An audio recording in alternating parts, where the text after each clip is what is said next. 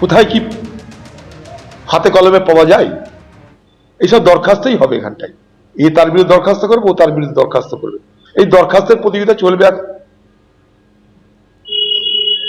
FIR এর প্রতিযোগিতা, ডায়েরির প্রতিযোগিতা চলবে, হাইকোর্টে প্রতিযোগিতা চলবে। তাও তো ভাগ্যি বলে এখনো বাংলার মুখ্যমন্ত্রীকে উকিল হিসাবে যেতে দেখিনি। এরপরে বাংলার মুখ্যমন্ত্রী উকিল হিসাবে যখন যাবে হাইকোর্টে, তখন আরেকটা নাটক হবে। এই কয়লা চুরি কাণ্ডে, এই বাংলার লুটের কাণ্ডে গোটা পার্টি জড়িত, খোকাবাবু জড়িত। তাই ইডি সিবিআই তদন্ত নিরপেক্ষ হলে খোকাবাবুর বিপদ বাড়বে। মন্ত্রীর এই যে কয়লা চোরেদেরকে বাঁচাতে ফাইল চুরি, এই ফাইল চুরি কাণ্ডে মুখ্যমন্ত্রীর যে প্যানিক হয়ে যাওয়া এবং মুখ্যমন্ত্রীর যে অস্থিরতা বারবার প্রকট হয়ে উঠছে, তা প্রমাণ করছে যে ডালমে কুচ কালা হ্যায়। এবং তার জন্যই এত সুপ্রিম কোর্ট দৌড়দৌড়ি এবং শাক দিয়ে মাছ ঢাকার চেষ্টা। সেদিন তো করে ফেলেছেন কাণ্ড। আজকে তিনি বলছেন যে আমি পলিটিক্যাল পার্টির চিফ হিসেবে গেছিলাম। প্রশ্ন হচ্ছে যে এই ব্যক্তি যার বাড়িতে প্রতীক জৈন ইডি ছাপা পড়েছে, সেই ব্যক্তি তৃণমূলের কোন পলিটিক্যাল পোস্টে আছে? তাদেরকে আদেশ দিয়েছিলেন বলে তারা গেছিলেন। মুখ্যমন্ত্রী যদি তাদেরকে আদেশ দিয়ে থাকেন, তাহলে মুখ্যমন্ত্রী হিসেবে গেছিলেন, পলিটিক্যাল পার্টির চিফ হিসেবে যাননি। বাংলার মানুষের সামনে সত্যিটা বলুন। আইপ্যাকের অফিস ও প্রতীক জৈনের বাড়িতে তল্লাশিতে তোলপাড়। সুপ্রিম কোর্টে গেল ইডি। এনফোর্সমেন্ট ডিরেক্টরেট এবার সর্বোচ্চ আদালতের দ্বারস্থ হলো।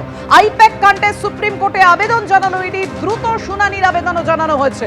কলকাতায় আইপ্যাকের অফিস এবং কর্ণধারের বাড়িতে ইডির তল্লাশি।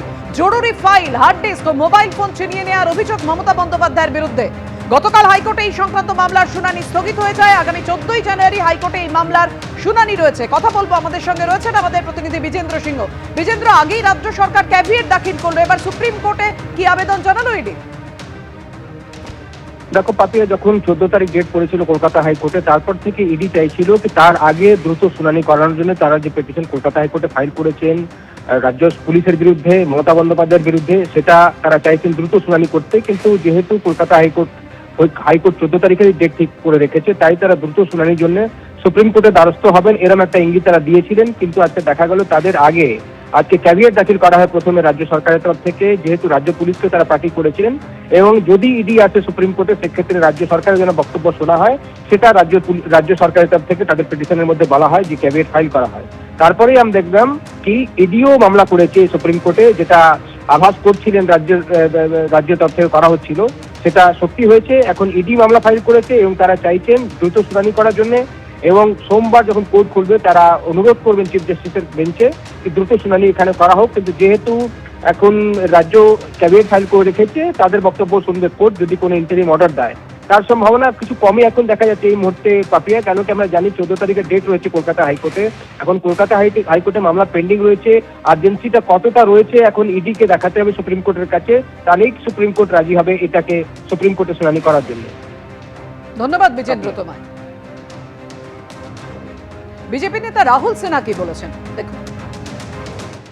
আমরা জোর করে তদন্তের মধ্যে ঢুকে সরকারি কাজে হস্তক্ষেপ করেছি, আর এই ফাইল চুরি করে নিয়ে এসছি, এই ল্যাপটপ চুরি করে নিয়ে এসছি। কি ছিল ফাইলে, কি ছিল ল্যাপটপে? যদি আনারই হতো, ইডি অফিসারদের দেখাতেন যে এই ফাইলের মধ্যে রাজনৈতিক বিষয় ছাড়া আর কিচ্ছু নেই, এই ল্যাপটপে রাজনৈতিক বিষয় ছাড়া কিচ্ছু নেই, সেই কারণে আমার জিনিস আমি নিয়ে যাচ্ছি। না দেখিয়ে হরণ করে নিয়ে আসা, এ তো পরিষ্কার মুখ্যমন্ত্রীর ক্ষমতার অপব্যবহার করে এ এক ডাকাতি। ডাকাতের স্থান হওয়া উচিত জেলখানায়। অতএব ক্যাভিয়েট করলেও জেলযাত্রা হবে, ক্যাভিয়েট না করলেও জেলযাত্রা হওয়া। হাইকোর্টের পরবর্তী শুনানির জন্য অপেক্ষা না করে, অর্থাৎ শুনানি স্থগিত রেখে যে 14ই জানুয়ারি দিন দেওয়া হয়েছে, সেই শুনানির জন্য অপেক্ষা না করে ইডি কেন দ্রুততার সঙ্গে সুপ্রিম কোর্টে আবেদন জানালো, প্রশ্ন তুলেছেন দেবাংশু ভট্টাচার্য।